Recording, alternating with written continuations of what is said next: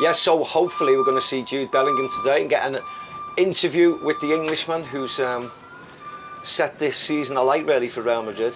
He's going for his third trophy, and if he does a treble in his first year, I think it'd be absolutely remarkable. So it'd be really nice to see how he's settling in.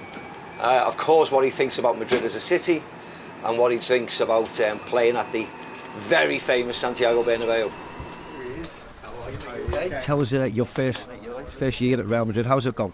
It's been brilliant. I've enjoyed every moment of it. You know, I think I don't take for granted how special it is to play for a club like this. You know more than anyone the feeling of coming in every day. It's a bit of a different experience for us Englishmen, but it's one that I thrive in and I really enjoy. And like I said, I think I made the right decision.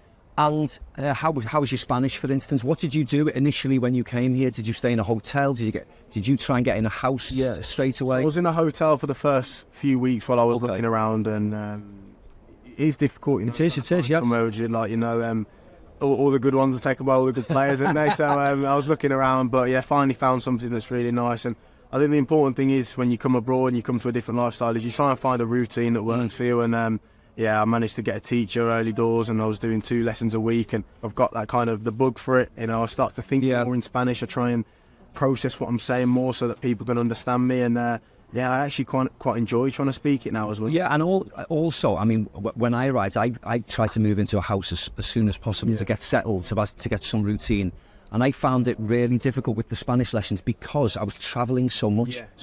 It's different now with the apps on phones, but you're literally taking Spanish books with you and sitting on the plane. It's like you want to try and get a routine where it's like every Tuesday and every Thursday, and then you do that for 3 or 4 weeks, and then the Champions League starts, and I can't do the Tuesday, and then you've got to change to Thursday because you're tired or you got to travel, and like you said, it's just finding that routine where you can feel comfortable. But to be fair, all the kitmen say that out of all the English lads, your Spanish was the best, so that's a credit to you, and I'm trying to follow on. Oh, you will do that, no problem at all, mate. And let's get to the magic. How's the season been on the pitch? I mean, it's been extraordinary for people looking in. It's been extraordinary for me as someone who's done that journey, that transitional journey. I just think it's been off the scale incredible. Thank you. So how have you done it? I just love playing football, man. Honestly, it doesn't really matter where I play. I still feel like I have the same kind of feeling going onto the pitch as my first games at Birmingham, the same in Dortmund, and now when I play with so many great players, they make it easy, to be honest. I go out there and I know how I can help the team. I know the things that I can do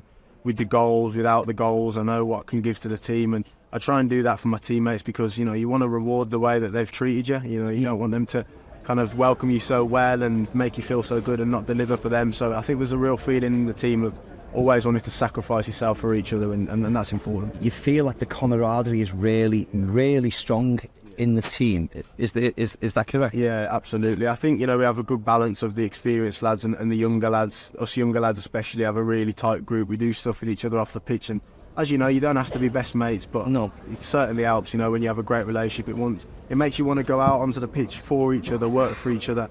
And then the experienced guys just give that extra kind of wisdom on the pitch. They know how to control the atmosphere of the games, the tempo of the games, and I think it's a great mix, and it's worked really well this season.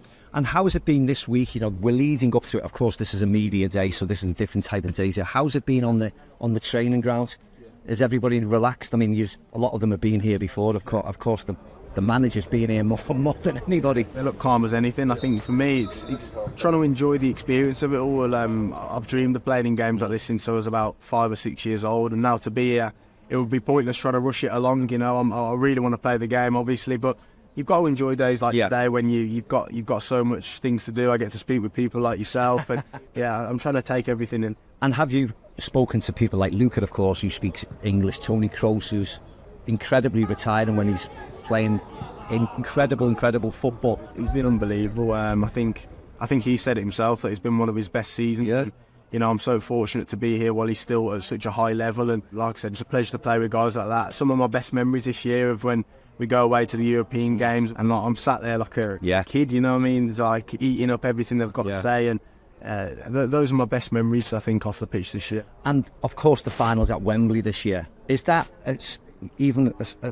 gives you a special feeling playing at Wembley because you know it so well?